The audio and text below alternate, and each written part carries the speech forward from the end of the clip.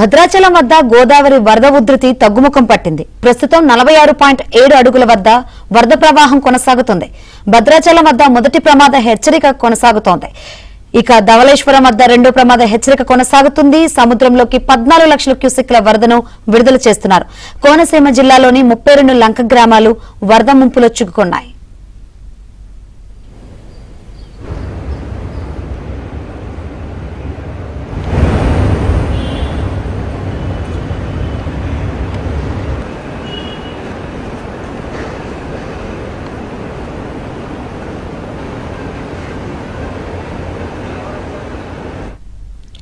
భద్రాచలం వద్ద గోదావరి వరద ఉధృతి తగ్గుముఖం పట్టింది. ప్రస్తుతం 46.7 అడుగుల వద్ద వరద ప్రవాహం కొనసాగుతుంది. భద్రాచలం వద్ద మొదటి ప్రమాద హెచ్చరిక కొనసాగుతుంది.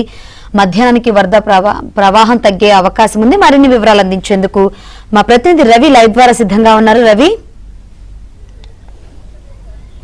శంకరి, భద్రాచలం వద్ద గోదావరి శాంతించింది, వరద ఉధృతి తగ్గింది. నిన్న ఉదయం చూసుకున్నట్లయితే 56 అడుగుల గోదావరి ప్రస్తుతం 46 అడుగుల వద్ద ప్రవాహం కొనసాగుతుంది.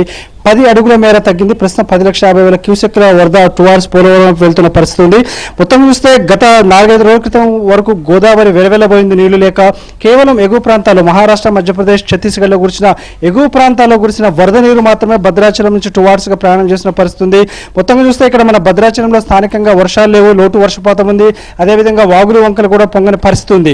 ఒక విచిత్ర పరిస్థితి, గతంలో ఎన్నడూ లేని విధంగా భద్రాచలం వద్ద సహజంగా 3వ ప్రమాద హెచ్చరిక దాటి వరద వస్తుందంటే చుట్టుపక్కల లోతట్టు ప్రాంతాల్లో చాలా జనజీవనం స్తంభించే పరిస్థితి ఉంటుంది. కానీ ఎలాంటి పరిస్థితి లేకపోవడానికి కారణం ఏంటంటే స్థానికంగా వర్షాలు తీవ్ర లోటు వర్షపాతం ఉంది.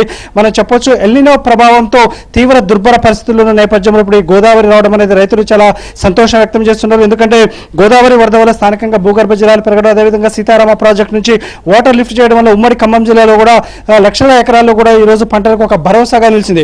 గతంలో ఎన్నడూ లేని ఒక విచిత్ర పరిస్థితి ఉంది ఎల్నినో ప్రభావంతో. సహజంగా జూలైలోనే గోదావరి వరదలు రావాలి, కానీ ఆగస్టు వచ్చింది. సాధారణ వర్షపాతం లేదు, లోటు వర్షపాతం ఉంది. స్థానికంగా ఎక్కడ కూడా వాగులు వంకలు పొంగని పరిస్థితి మనం విజువల్స్ చూడొచ్చు. ప్రస్తుతం ఎండ కూడా తీవ్రంగా ఉన్న పరిస్థితి ఉంది. ఇలాంటి అసాధారణ పరిస్థితిలో గోదావరి ఒక 4-5 రోజుల క్రితం కూడా వెలవెలబోయిన పరిస్థితి ఉంది. ఒక శుక్రవారం రోజే 3 ప్రమాద హెచ్చరికలు దాటి నిన్న శనివారం ఫ్లడ్ అయింది. ఈరోజు సాయంత్రం కల్లా మొదటి ప్రమాద హెచ్చరిక 43 అడుగుల దిగువ కూడా ఉంచే అవకాశం ఉంది. Shankari, right, thank you Ravi.